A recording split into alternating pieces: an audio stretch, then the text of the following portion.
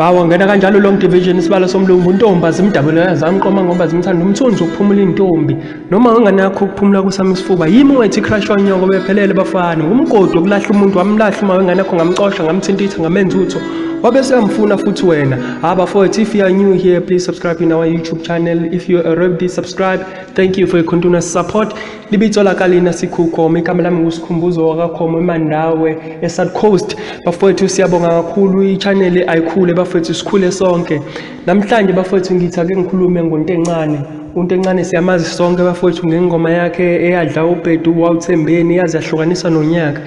Bafowethu lo mfana usemncane usanda kufika endimeni kodwa indlela ayiphethe ngobunono ngayo ibrand yakhe ngoba kubalekile ukuthi ibrand uma umculi uyihloniphe ingakho uzothola ama endorsement nje. Lo mfana uyinono ngendlela elisimanga ekuphatheni ibrand yakhe akapost noma yini akapost ngezinto ezipersonally kungumsebenzi kuphela into ayizele einkundleni zokuxhumana. Ngiyamhalalisela ngithi mfoka Zondi qhubekela phambili mfowethu uyisibonele sihle nakithi esenza izinto ezihlukahlukene ngendlela yethu noma emaceleni uyisibonele sihle indlela efanele umuntu ayiphathe ngayo einkundleni zokuxhumana. Siyabonga kakhulu mfowethu sithi uqhubekele phambili. Bese ngingena kule ndaba kaTshatha uGodo. Umbuzo ke ekade iblog ivela kulezi insuku noma kule inyanga ezimbili edlule ukuthi umisiwe nje uyobuyela yini emsakazweni.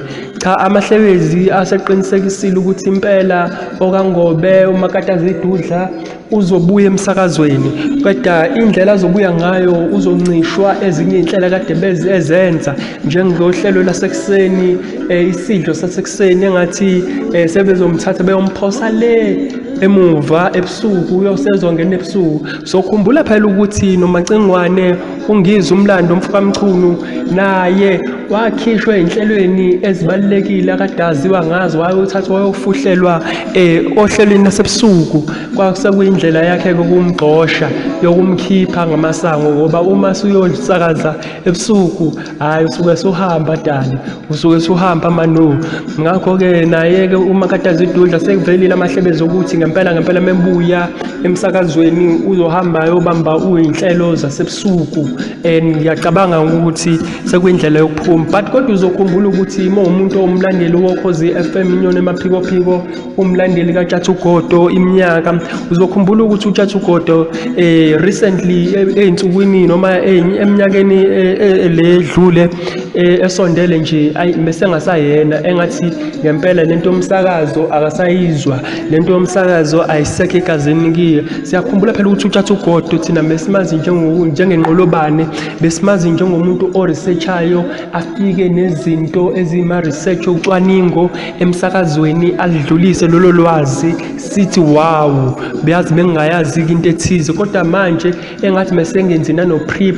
Lento prep ke bafowethu ilento ukuthi uyilungiselele before ishow uprepare before ishow. Sengathi nje mevuka ekseni avane ekhuluma umbhobhweni into efika ekhanda lakhe ingakho abanye baze bathi engathi uhlelo lasekuseni sekulo Maskadi kungeve kuyinto embi leyo kodwa ke mekutshengisa ngosobala ukuthi engathi umfokaNgobe lento yomsakazo engathi akasayizwa. Siyamazi phela ukuthi segxile kakhulu emabhizinisini nabangani bakhe onxele. Ngakho ke uthini uphawula kwakho? Please subscribe in our YouTube channel. Thank you so much.